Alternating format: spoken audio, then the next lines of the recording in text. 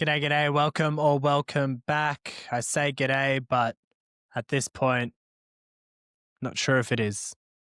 5 men have been arrested on their way from Melbourne to Bondi. They were charged down in Liverpool by the ADF. Good on those boys. Feels like one of those moments. Fool me once, shame on you. Fool me twice, shame on me. We take a look at some of the influencers who have come out of the woodwork, pretending as though it's not all Muslims. And while we agree, it's definitely not 5% at this point. All that and more on the Mark Pirotta Show. 5, 4, 3, 2, 1, 0. Blaster! Welcome to the Mark Pirotta Show.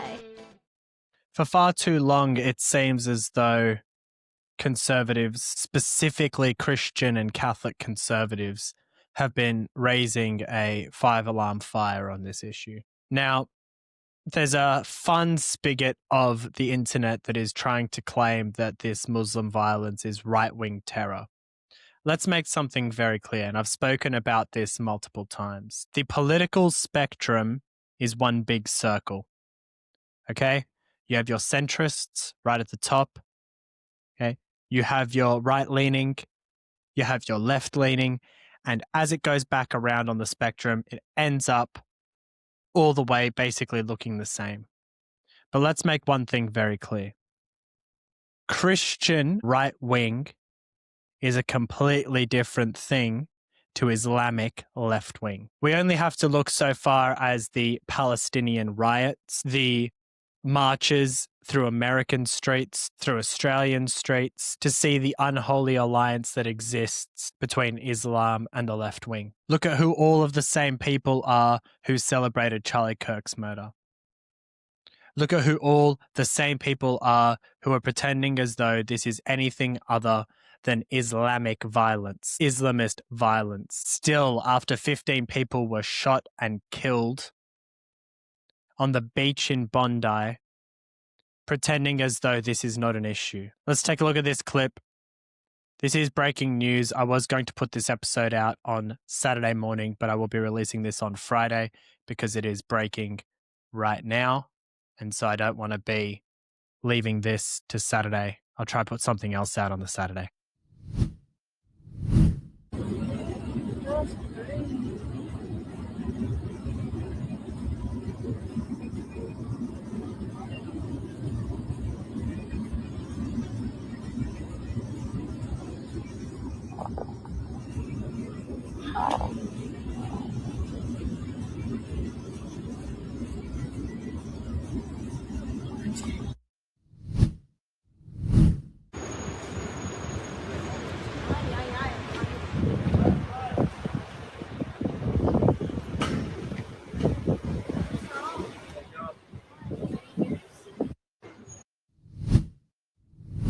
So far, what we know is this, and by know, I mean from what has been released so far. 5 men from what seems to be Islamic or Middle Eastern origin have travelled from Melbourne. On their way up through Liverpool, they were accosted by the ADF, who rammed their vehicle into the car that they were travelling in. They were arrested, and they were found with weapons on their persons. That is information that has broken so far. It's not the guns. Get a grip.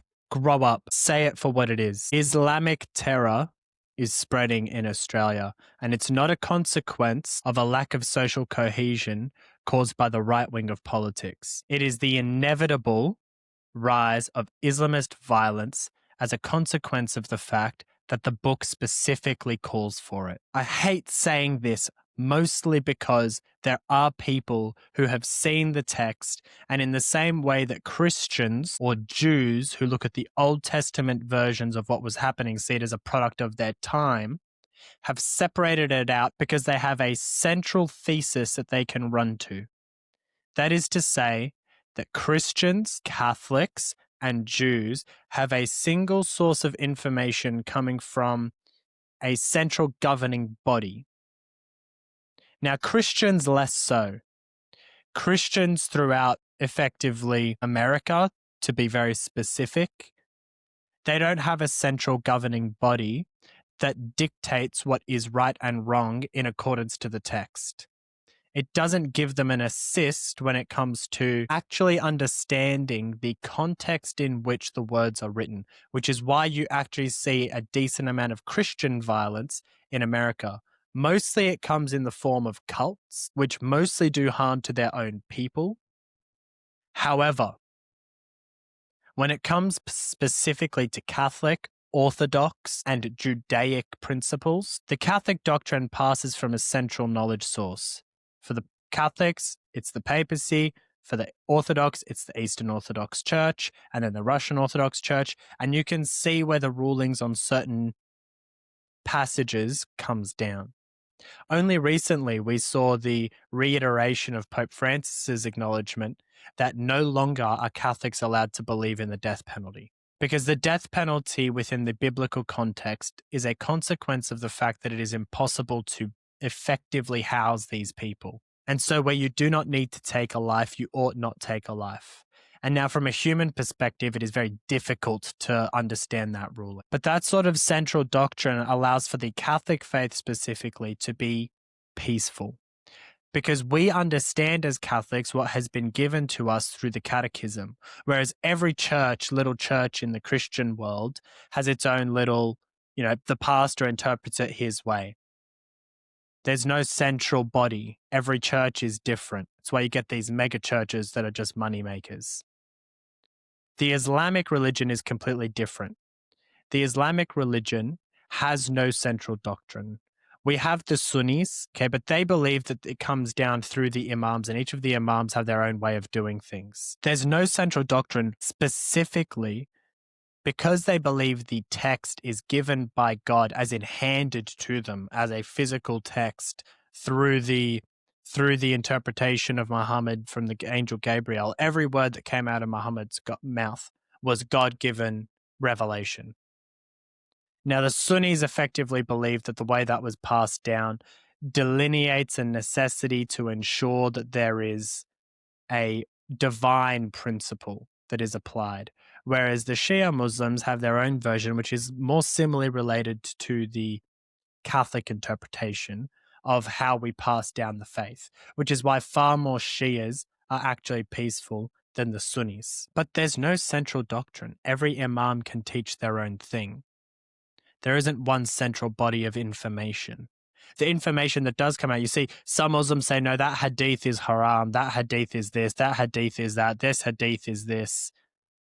The whole Quran is perfect, but you have to take it within the specific context of war, but there's no definition of war or jihad or what struggle is. And this is the consequence. The consequence is this. I've said it before, but at some point we have to find a way to root out the radicals. It doesn't seem plausible to me at this point that we can allow any Muslims in. I called for it in the last episode. Muslims have to step up and find a way to stop this. It is your responsibility, because I know there are great Muslims in this country. I've met them. I work with them. They're incredible people. Okay? They are hardworking. Morally, they're far more linked with us in terms of the way that they believe specifically around sexual ethics, outside of the fact that they tend to enjoy marrying very, very young girls and polygamous marriages. The issue that I tend to have as a general rule of thumb is this. If we do not stop it and stifle it now, it's only going to get worse. The people are emboldened. Okay? They caught them this time because these guys all looked young. So chances are they were chatting on a Discord server somewhere. Well, what happens when the next father-son date decides to turn up, where they're just chatting in their home? Where they're like, you know what we want to do today? We're going to go do this. What happens then? We've allowed this to happen. And I don't mean me. To an extent, I do. And I'll tell you why. Because for the last 10 to 15 years, we have allowed moronic ideas to become the politically correct thing to say. Not all ideas are equal. You don't get to come here, or you don't get to even be here, and pretend as though your worldview built anything in this nation. This nation was built by Christians and Catholics entirely. The peace that you enjoy was built by Christians and Catholics entirely. And I know I'm going to get a bunch of heat from specifically the indigenous side of the world that will say, you guys came and slaughtered us. Go look at the history, properly look at it. I'm not even going to say anything else. Just properly go look at the history and see how much slaughter actually happened. Go and properly look at the history and see how great your life was prior to colonization. But the main thing that has been bugging me the most about this is that we're still hearing white man, racism, Islamophobia, colonizers. Oh, the colonizers are angry that they're getting colonized now. Even more moronic ideas, which is the people in this country who aren't white, who are immigrants, are getting dragged into the same ideology, the colonizers' ideology, that we have to be fearful of anyone who's brown. Grow up. Grow up. Okay? When you are talking about the numbers that exist within the Middle East and you start talking about the number of people who actually believe that Sharia law is the law that should be applied across the board in every country that they exist in, then you can come and tell me that this is only 5% of extremists. Sharia law, just to name a few: stoning of women who are adulterous, okay? Stoning of gays, the stoning, killing, murdering of apostates. That's to say that if you freely choose to leave the Islamic religion, we are talking small numbers here, 85% in some of these Islamic nations. Okay, the lowest I saw was something like 60%. And this study was before things got this radical, because a lot of these countries have since been even more taken over. And mind you, the worst of every country, I thought it was Pakistan, the worst of every country when it comes to every metric of extremist Muslim ideology, Islamic ideology, is Palestine. 85% of them believe in stoning apostates. 85%. Again, apostate, just leaving the religion. Let's take a look at some of the clips of these people. Now, this might feel like a bit of a tit for tat because this bloke did share me. I'm going to go at him because the more I see him, he wants to run as an independent in one of the next elections. And if someone doesn't start actually talking about how moronic this guy is, then we might actually end up with this dude in our parliament. And it is ridiculous to me because it's so possible, because the people who are in our country voting today don't have the slightest idea of what it is to actually run a nation. It's not all sugar candy and lovely statements about, saying the nice thing. That's great. It makes you look like the nicest human being on earth. Okay. But you can tell who has kids and who doesn't have kids, especially on the internet, because saying the nice thing almost always leads to your kid turning into an absolute brat. So don't come at me. You can if you want. You can reply again, release whatever you want, reply to all of my videos. I'm never taking any of my opinions down again, because at the end of the day, if you can have an opinion like this, okay, or these sorts of opinions, then probably your little "I'm so tired" really doesn't matter that much. Okay, and you're not here to actually have a conversation. You're just here to cry because someone called you out on your BS. Let's take a listen to this. That actually don't have pride in our country and our Australian flag, then be prepared to get what we're going to get. And we've seen it now with the division that is happening, the hatred that we see on the streets, the escalating crime, and that's only going to escalate even further. I, in fact, expected this from Pauline. If anything, it was a perfect opportunity for her to just center herself, her party, and solidify her stance in her being elected in the next election. Right, perfect time to do it. Using the tragedy of the loss of 15 people, where there were families, elderlies, different Australians from different walks of life having a good time, and that being robbed by extremists who went there with the intention to kill not only others, but also themselves. And I want to make something very clear. Just because you resonate with what Pauline Hanson says does not mean she is right. She is preying on the situation, on your grievances, your anger, and your frustration, because politically it works for her party and her now. Because there are so many things wrong with that statement. The first thing, one of the major things that I've seen specifically from the left is, the right are politicizing this. The right are, how dare they politicize this issue? And they all speak like that too. How dare they politicize this issue? What is politics? What is politics to you? Politics is the representation of the people. And guess what? You know what your worldview is? Your worldview is be soft and nice and sweet, and we'll see where that gets us. It's gotten us nowhere ever. Okay? You have to be kind, yes. But at some point, you have to bring out the spank, okay, in order to actually get people in line.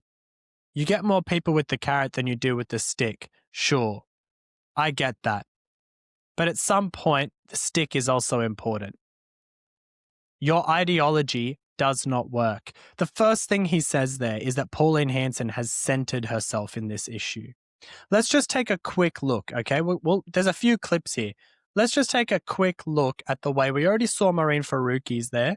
Okay, let's look at the way that the people who you actually enjoy in this country, or the people who you agree with in this country, were reacted to when they turned up to the memorials, okay? This is Tony Burke going to go visit the memorial. This is one of the people that you would have voted for, or at least you voted for the party that elected this guy. Let's take a listen. Shame on you, Terrorism! Shame! What have you done? You have led this country. This is your fault. Well done. Blood on your hands, Tony Burke. And he wasn't the only one. Okay? He was not the only. There were multiple. Maureen Faruqi went there and she was accosted. No one wanted her there. All these politicians pretending as though anyone in the Jewish community.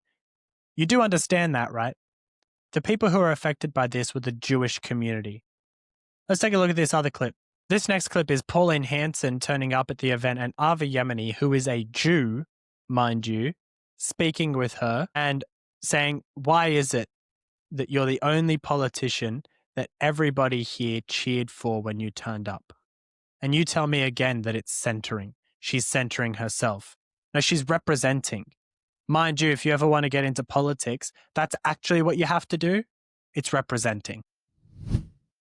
I think you're the only politician that I've witnessed in the hours that I've been here welcomed by a round of applause. That's up to the people to say. I've only ever been myself. I've always ever spoken from my heart, and I believe in my country, and you know, trying to work with my fellow Australians to give them a better way of life.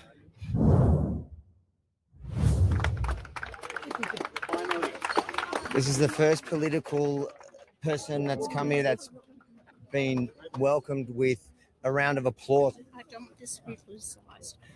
You know, you got my support. I always have done it, and I will stand strong with you, and I will speak up where it's needed to be spoken up. And you have to have a voice on the floor of Parliament to make change for this country, just not for the Jewish community. This is about all Australians. This is about our country, and that's why I'm here with Barnaby. We stand united in this, and we're going to stand united as a country together to fight the evil that is happening, and this terrorism that's happening, and it should not be happening in our country. Crazy thing about what happens in politics is that for the most part, what people see are the clips. And for some people, the clips is all they ever do. Right? People like Lydia Thorpe. I don't think Lydia Thorpe has ever done a speech where she didn't just scream and rant. I watch a lot of politics live. It's always going in the back screen. I'm always watching something. The clips that you see that are aggravating, that are the news media hits, the majority of the time, this is the way that Pauline talks. The way that Pauline talks is, I want to unite this country under what it is to be in this country, what it is to be an Australian. When she jumps on news media and she's targeting specific people, or she's, doing the burqa stuff in the Senate, and she's being edgy on purpose. Okay? Because that's technically how you need to do things. It is, to an extent, theatre. That's what it's become. It is no longer good enough to just be the intellectual in a room. Okay? Because as a matter of fact, if you are an intellectual, most things will go over people's heads. They are simply not intelligent enough to actually understand. Now, I'm not saying that, Pauline Hanson is, a triple PhD, yada, yada, yada. She was never going to be that. She was a She was a fish and chips shop owner. She was a relative nobody who saw what was happening in the country really early on and said, we've got to put a stop to this before we are run out of our own nation. Now, this next clip is speaking to the colonization point. Now, colonization to me is a done and done. Specifically, and this is something that popped up specifically in this debate format, which is that there are plenty of Indigenous people who are coming out, or not even just Indigenous people, but Indigenous rights advocates who are coming out and saying, how dare you, as a white Australian, go against these brown people? You're just the same. Your colonizers all the same, yada, yada, yada, yada.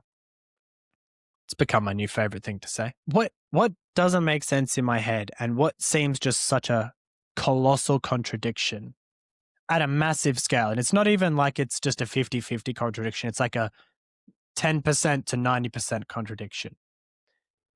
You will tell us that we can't class every single Muslim person together. I agree.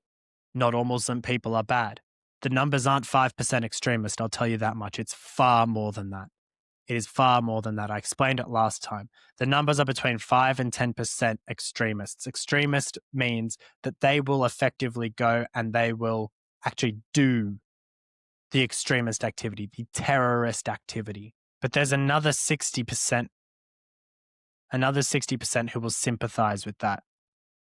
There is a statistic that says that 82% of Palestinians believe that suicide bombing is sometimes or always necessary. You can look it up. It was Pew Research. And this wasn't done, by the way, when Palestine was in the middle of a war with Israel. This was done in 2013. You say, oh, they were under occupation. Grow a pair. Grow a pair. Okay, yeah, sure. The country of Palestine in and of itself was under occupation. You know why? Because they'd been in a war with Israel prior to that, which they started along with all of their neighbors. But this guy, and mind you, I actually don't mind him. Like when you actually listen to him speaking, he is intellectual, but he's intellectual in the way that is like he's been locked in a university room for far too long reading left-wing trans ideology scripture. The scripture of the left wing, whatever book that is that they read that turns them all into faux intellectuals. But the way he speaks is very fluent. He's very nice in terms of the way that he actually speaks, but it's always the same thing and it's always centered around the same ideas. And the idea is always this. If something bad has happened, somehow it's colonization's fault. If something good happens from a colonizer, it's because they stole it from an Indigenous person. And if something just, is happening in the political atmosphere and could be anything, it has to be racialized somehow or another. Okay, if someone doesn't get a job, it's, because they were of a certain skin color. He'll raise up voices of people and pretend like there's some sort of example that, there was one video he put up recently where a Kenyan person came here, has a job similar to him at a university. Mind you, he classes himself as a black fella. He's half. She's Kenyan. They're both university professors at high-ranking universities in the country, probably getting paid upwards of $150,000 a year, and they're claiming that this country is racist. So, let's just put those two things in a basket and see where they land. Let's listen to this clip. Again, he's very intelligent in the way that he speaks, but the take is just next level. A little bit about what happens after events like the shootings in Bondi, largely because this is precisely where far-right narratives look to take hold and far-right actors try to recruit people to their way of thinking. This was a terrorist attack targeting the Jewish community and 15 people are now dead. There are many more injured. This was a father and son who took a rifle or a set of rifles and killed not only 15 people, but have injured many, many more. Now, far-right groups will try and take this event on to further their political agenda, but it's really important to remember that the far right has never cared much about Jewish communities. It certainly hasn't cared about Muslim communities either. Now, it's really important that we completely condemn this kind of hatred and this act towards the Jewish community that's been so devastating. first thing to actually look at there is the way that he lumps in all people on the right wing as far right. Now, I've made it very clear that I have no association in any way, shape, or form, nor do I like, endorse, in fact, I condemn the ideas of the NSN. The problem is that when you try to lump in ideas all together and pretend as though they are all far right ideas, that way you can pretend as though those ideas are somehow linked with what is realistically a very moderate right view. This is something that was really exposed specifically after the Charlie Kirk assassination, which is to think that the left wing has tried to move and has succeeded, move the pendulum of what is correct so far to the left that now they believe that anyone who is actually a moderate right-winger is actually extremist. The illogical nature of the way that he lumps these people all in together is asinine. Most of the people in the NSN are either Satanists or they are atheists. Let's make that 100% clear. Okay, he's going to bring up another one later where he's saying that there's a group of people who are Christians, and it wasn't that long ago that we spoke about it. We'll hear him say it. But before we get into it, basically, there was a group of police officers who went to this farm up in Queensland about 2.5, 3 years ago. They tried to knock on the door looking for a missing person and to execute a search warrant for this property to go and find this missing person and an arrest warrant for that individual as well. They didn't get an answer at the gate. They broke into the locked fence. As they entered the property, they were shot at. 2 officers were killed. Another 2 were injured. And as a consequence of this, they brought in the cavalry. They broke through the doors. They ended up killing all 3 of the residents. And these people were Christian. Now, I know you might think that it's hypocritical for me to not claim them as Christian, but literally 2 weeks ago, and if he'd done his research, he would have actually seen this. Literally 2 weeks ago, the coroner came out and said that Christian ideology actually had nothing to do with this. It was actually sovereign citizenry that had something to do with this. It was radicalized ideologies from a dude out in America that they'd been listening to that basically told them that anytime a cop trying to basically link American laws with Australian laws, that in America, you're not allowed to just enter someone's property. You can't just enter someone's private property as a consequence. Even you can under the case of a search warrant, but even then you do it with cavalry because you assume that they're going to shoot. In Australia, we don't technically have that, but these people had radicalized themselves insofar as they thought they were Christian insofar as they thought that the world was going to enter a rapture. But they weren't Christian in the kind of people who go to church every Sunday. Okay, these were sovereign citizens who probably had never seen the inside of a church. Let's keep watching. But at the same time, it's equally as vital that we do not collectively blame Muslim people for what has happened here. Keep that in your mind. We cannot collectively blame Muslim people. We can collectively blame all right-wing people for taking advantage of this situation, but we can't blame all Muslim people. Minds back not that long ago to the Williambilla shootings, where you had 2 Christian, extremist, religious white people gun down police officers because of their particular views. I do not remember anybody saying we need to end mass migration, immigration because of that incident. Instead, what we had was, these two mentally ill, troubled people, he was a good No.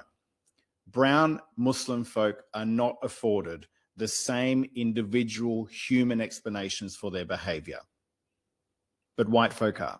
And I don't really remember people loudly calling for restricting the immigration of white fundamentalist Christians to this country at that point.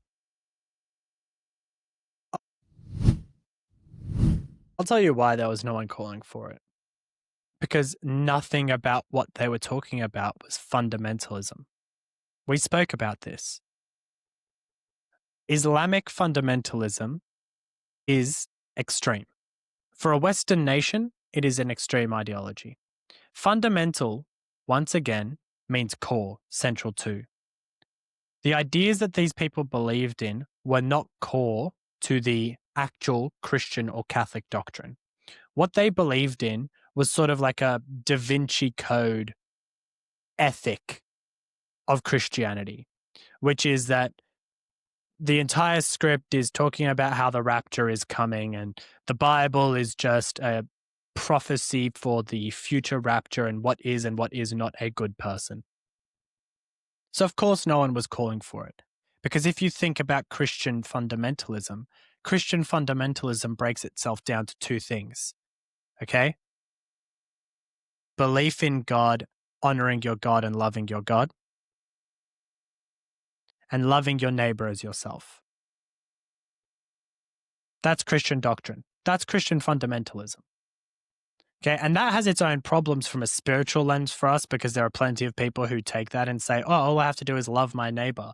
And my idea of love is just give them whatever they want, however they want it. That's how you end up with these rainbow churches.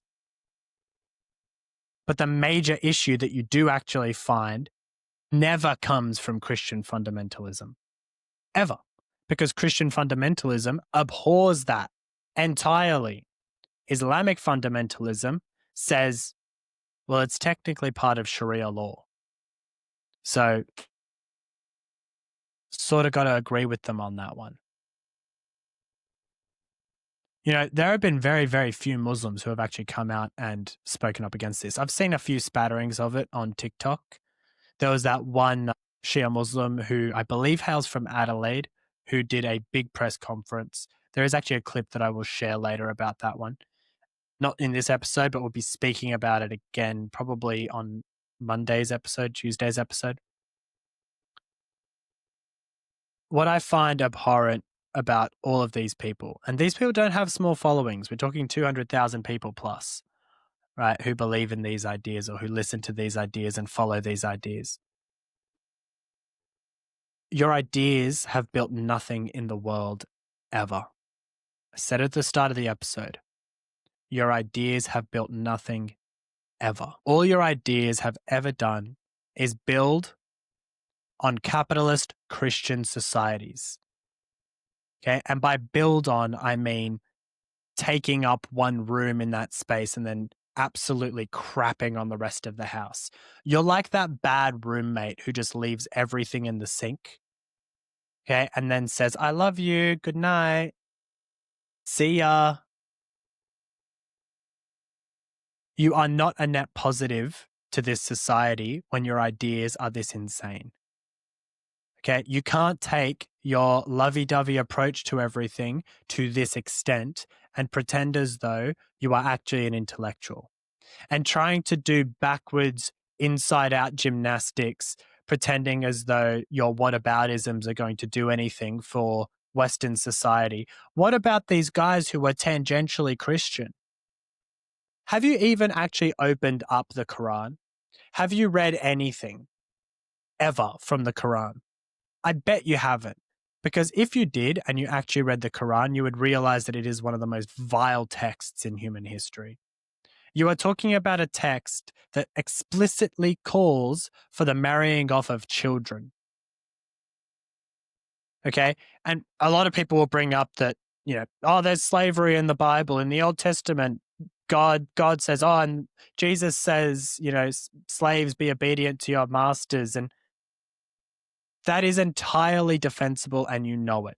You can claim it all you want, but slavery, one, was a part of society, okay? And it's not as though it was an unneeded part of society either, because from both lenses, you needed people to work, and people who didn't have jobs of their own or skills of their own needed a place to work.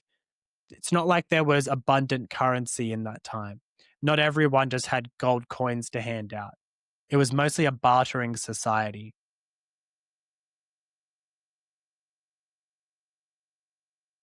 And so if you didn't have a good to sell, the only thing that you could sell was your labor.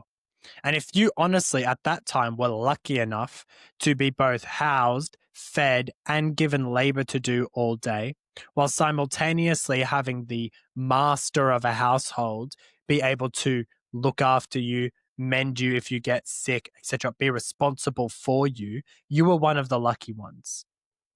Because the people who didn't have that, as a general rule of thumb, starved to death or ended up in the military being used as cannon fodder. But the texts that are in the Islamic book are without a doubt reprehensible for two reasons. One, a majority of the Bible is not actually dictation on how you ought to live your life as much as it is a history lesson. That is to say, we get to see the transition of human history. Okay, the staircase to heaven is a legitimate theory. That is to say, we started in paradise, we fell from grace, we got all the way down to the bottom of that staircase, and we slowly have to walk our way back up. You can't just accelerate back up to the top. There isn't an elevator that takes you to heaven outside of death. Okay? In this world, you don't get to just morally go from 0 to 100. You have to build your way back up. Okay, so most of it is a history lesson in how the Jews first and then the Christians became the moral stalwarts, okay, the model upon which the entire world could build their morality. It's like Ben Shapiro said, you think that you're moral because of your ideas. You were born morally on third base because of a Christian society. Jeff Kasubi, Braden, less so Braden, because Braden is actually, Braden is actually intelligent to an extent. He likes to do his gymnastics and somehow try and put a square piece through a triangle hole and think that it fits just fine. But the way that he thinks is intellectual to its own extent. Jeff is just like he's basically, how do I explain Jeff Kasubi in the nicest terms possible? He's like a salad in a steak, chip, and salad combo.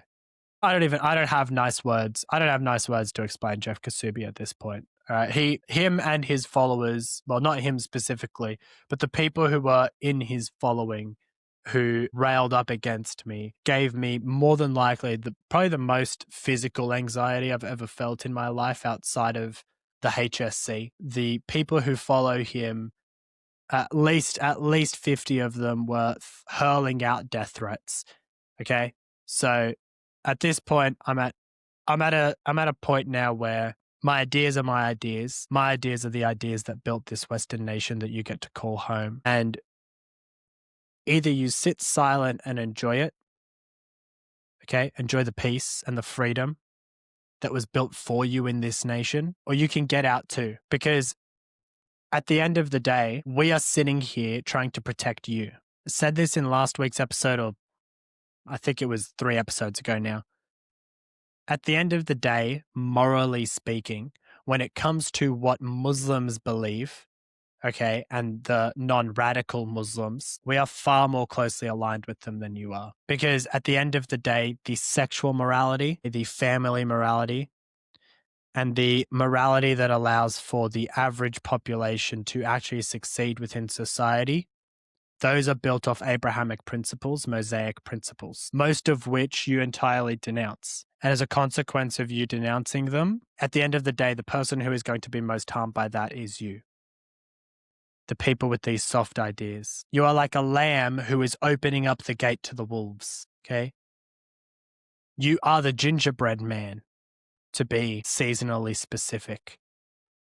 You are the gingerbread man jumping onto the nose of the fox. That'll do us. I had a bunch more clips, but I'm already at 45 minutes of ranting. Make sure you like it. Make sure you follow it. If you get some time, please jump over to the YouTube as well, because I have definitely been shadow banned on YouTube at this point. I hope you guys are enjoying this content. If there is anything that you want me to add in, segments, different shows, maybe shorter episodes, I'm thinking maybe I might start doing some quick 10-minute updates on the in-between days, something that won't disrupt family life too much, because this takes me probably about 4 hours to put together all up. So something that doesn't disrupt family life too much, but something that I can do just a quick piece on. Let me know if there are any ideas that you do have. Until then, my name is Mark Pirotta, and this has been the Mark Pirotta Show. God bless. Seriously. God bless.